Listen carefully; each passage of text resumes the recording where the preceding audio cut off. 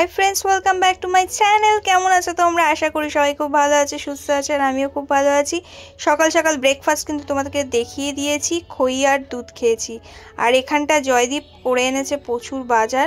কি কি বাজার করেছে সেটা তোমরা কি বুঝতে পারছো? সবজি বাজারের মধ্যে এগুলো করেছে: ঝিঙে, বেগুন, হ্যাঁ, পটল আর ঢ্যাঁড়স, কচুরলতি, নারকেল, লঙ্কা।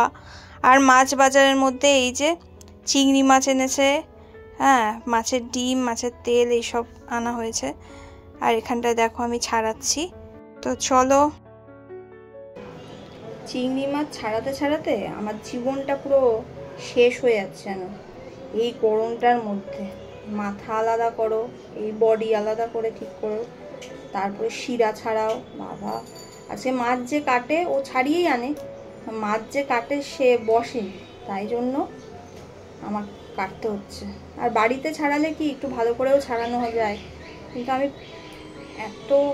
আমার এই রান্নাঘরটায় ঢুকলে না এত গরম, এই রান্নাঘরটা চিন্তা করতে পারবে না, জানো তো, প্রচণ্ড গরম, প্রচণ্ড। চারিদিক থেকে শুধু ঘাম বেরোচ্ছে, আমার ঘাম।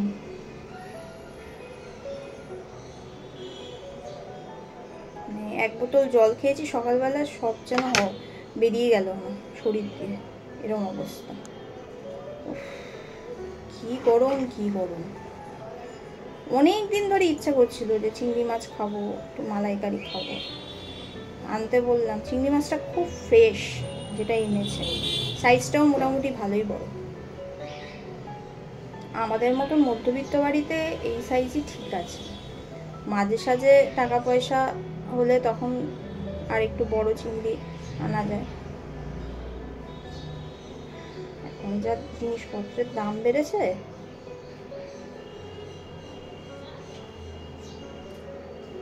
দুদিক থেকে শিরা বের করতে হচ্ছে। যাই হোক, ফাইনালি এটা হচ্ছে আমার লাস্ট চিংড়ি,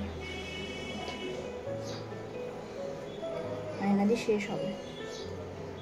নিজের হাতে করতে চাইছি কেন বলো তো, আমার এইটা নিজের হাতে করাটা খুব ভালো। আর আজকে যে রেসিপিটা আমি করব, এই রেসিপিটা আমি ভীষণ ভালোবাসি খেতে, আমার খুব প্রিয় রেসিপি। কি রেসিপি করব তোমরা কি গেস করতে পারছো? যদি না পারো তাহলে কিন্তু পুরো ভিডিওটা তোমাদের দেখতে হবে, তাহলেই বুঝতে পারবে। তবে যা গরম পড়েছে আর যেমনভাবে ঘামছি, যদি না মাঝে অসুস্থতা ফিল করি তাহলেই হলো, তাহলে পুরো রান্নাটা আমি করতে পারবো সাকসেসফুলি। না হলে ডায়লগ দিয়ে চলে যেতে হবে, আমাকে ইনস্ট্রাকশন দিতে হবে, জয়দীপ এসে করবে। ও রান্না করে, কিন্তু ব্যাপারটা কি, নিজের হাতে রান্না করা আর বলে বলে রান্না করার মধ্যে অনেক তফাৎ। আমি যখন পারি না তখন তো ওই করে দেয়। যাই হোক, ফাইনালি আমার হয়ে গেছে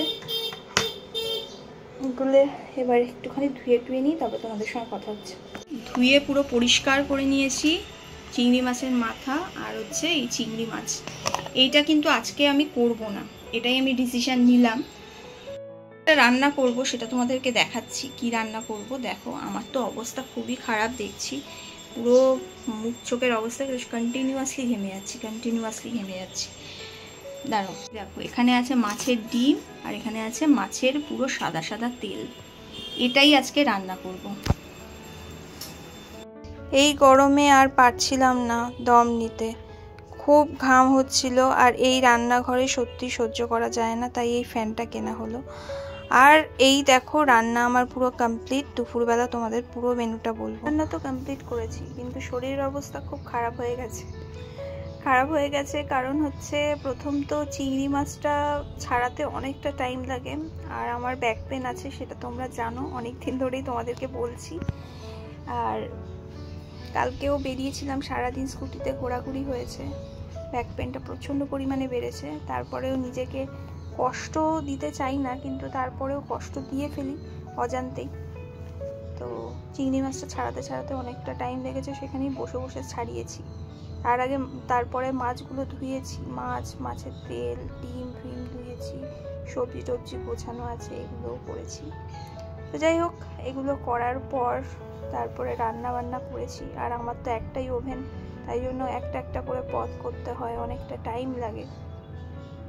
এই করতে করতে আমার ব্যাক পেন প্রচুর বেড়ে গেছে, আর প্রচণ্ড পরিমাণে ঘামও হচ্ছিল, তোমাদেরকে বলছিলাম।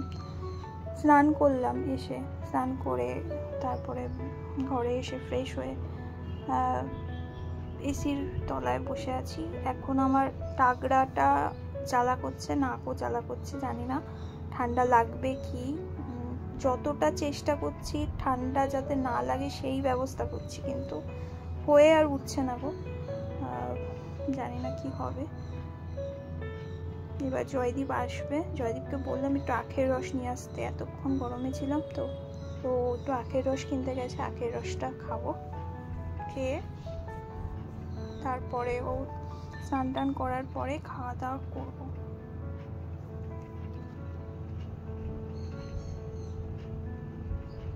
জয়দীপ দিয়ে গেল আখের রস, তো চলো আখের রসটা খাওয়া যাক। এবার আখের রসের পরেই আমার সামনে চলে এসছে গরম গরম পাঁপড় ভাজা। আখের রসটা পুরোটা খেলাম না, টাগড়াটা জ্বালা করছে, জানি না ঠান্ডা লাগবে কিনা। হোয়াইট চোটে অর্ধেকটা খেয়ে জয়দীপকে দিয়ে দিলাম, আর এই পাঁপড় ভাজা আমায় এনে দিল, আমি খাবো এবার।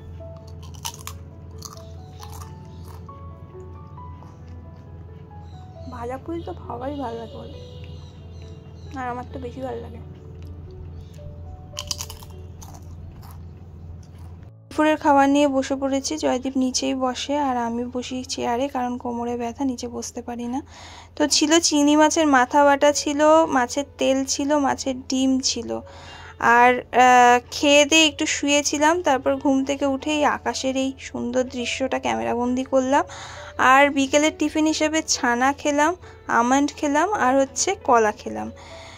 খেয়ে দিয়ে একটু রেস্ট নিলাম, তারপরে রাতের রান্নার দিকে চলে গেলাম। ঢ্যাঁড়স ছিল, ঢ্যাঁড়স ভাজা করলাম, রুটি দিয়ে খাওয়ার মতন কিছুই ছিল না সবজি, তাই জন্য এই ঢ্যাঁড়স ভাজা করলাম। আরও কিছু করা যেত, কিন্তু এই গরমে আর পারা যাচ্ছিল না। রান্নাঘরের ফ্যান ফাইনালি লেগে গেছে, আর ফাইনালি আমি স্বস্তির নিঃশ্বাস ফেলতে পারছি। মানে কি যে উপকার হয়েছে এই ফ্যানটা দিয়ে বলে বোঝানো যাবে না। পুরো ভিডিওটা কেমন লাগলো জানাতে ভুলো না। দেখা হচ্ছে নেক্সট ব্লগে, বাই।